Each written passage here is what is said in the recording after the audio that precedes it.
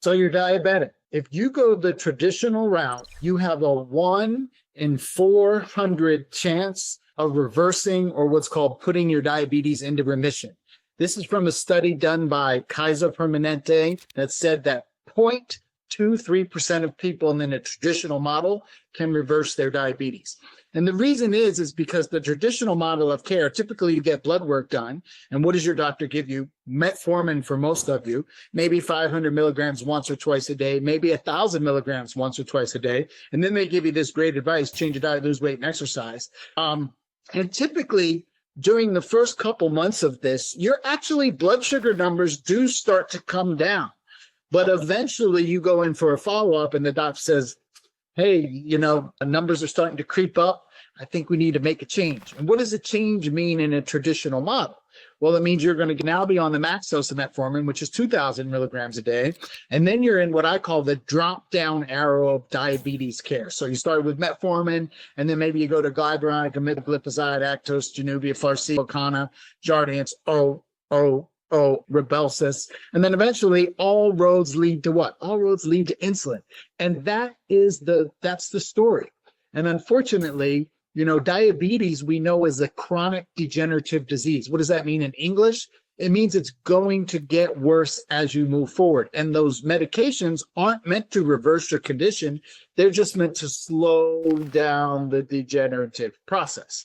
And what you need to understand is, we follow the ABCs formula. So A means we have to get an accurate assessment. In other words, not just is your A1C high, is your blood sugar high, your blood pressure high, your cholesterol high, but why is your blood sugar high? Why is your A1C high? Why is your blood pressure high? Why is your cholesterol high? And so, we need to get an accurate assessment. And then the B for the ABCs formula is you must understand that your blood sugar is not the cause of your diabetes. It is the result. It is the symptom. The same thing with the A1C. They are the symptoms of your problem. And unfortunately, you should know this by now in your life, but if you just treat the symptoms of the problem, is the problem going to get worse or is the problem going to get better? Well, the problem's going to get worse. And these medications are only known to try to lower the symptoms. The C part of the ABCs formula is once we get an accurate assessment, the first C is comprehensive diagnosis, not just is your A1C high, is your blood pressure high, is your blood sugar high, is your cholesterol high, but, do you have fatty liver? Do you have leaky gut? Do you have toxins? Do you have food intolerances? Do you have inflammatory markers? Do you have thyroid issues? Do you have autoimmune issues? These adrenal fatigue. These are all things that cause you an inability to regulate your blood sugar. And then that leads us to the second C, which is a customized treatment program specifically for you.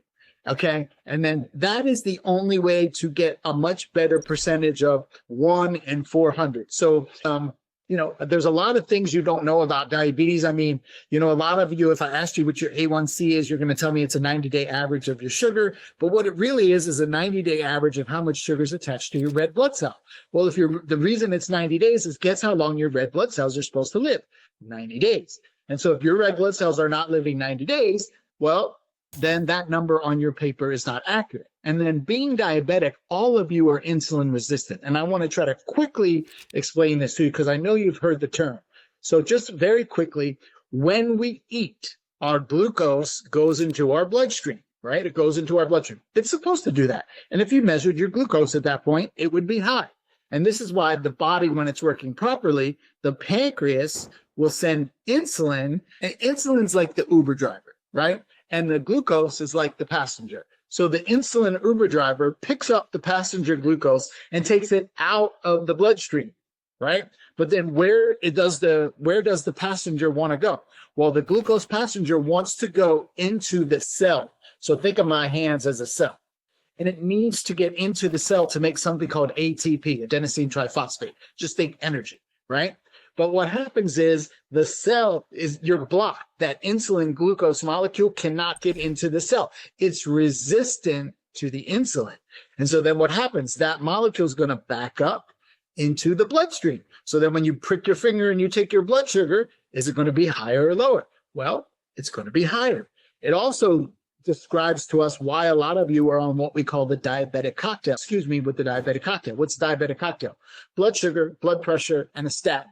So what's interesting, and so when that blood sugar molecule can't get in because of the insulin resistance, it goes back up into the bloodstream. So you take your blood sugar and it's higher, blood sugar medication.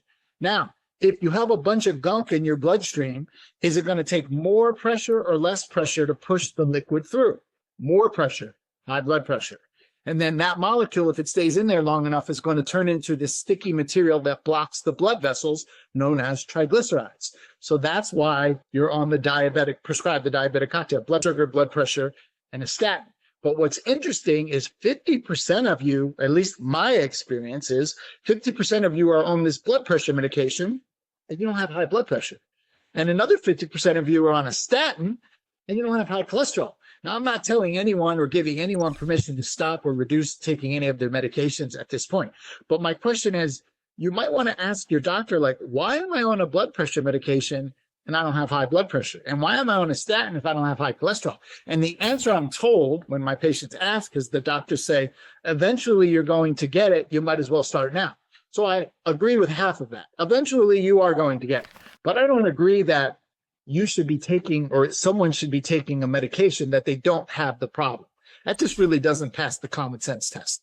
You know, you guys will tell me because you need to lose weight, because of your age, and because of genetic. Those are three myths. None of those are true.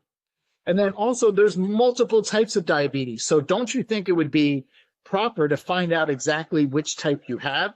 So there's type 1, which is not reversible because your pancreas is not working and you can't secrete insulin. So you can't reverse that condition. Then there's type 2, which you may be.